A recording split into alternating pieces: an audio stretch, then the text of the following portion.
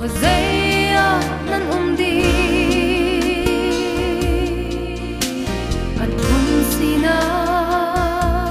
asiam lagi narua nalung afak lo lai varuan na kan ram ni rong fak tukin an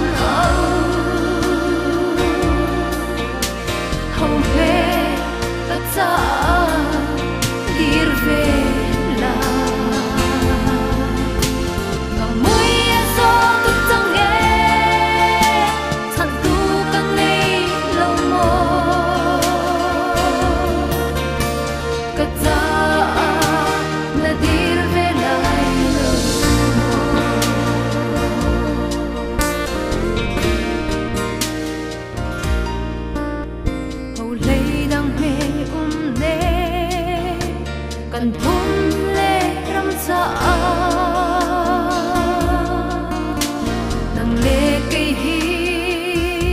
kan dir loi hundang pa mo dir ne on ha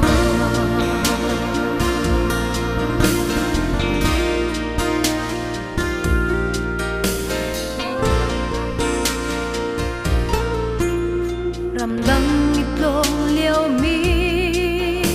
phim thiam na kol mi na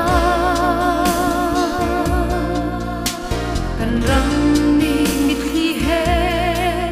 an na ko ram le phun cha e dir pe ding min lai hom varuan na kan ram ni rong fak tukin an hong le baca dir vela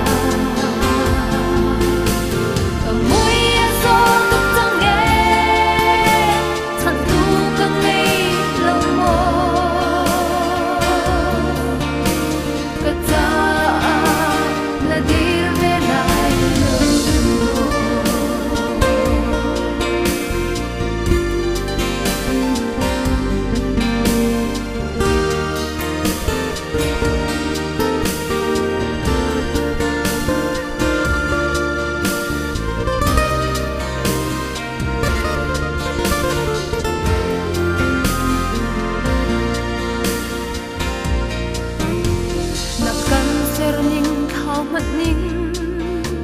bồi pa kan ngai thiam lo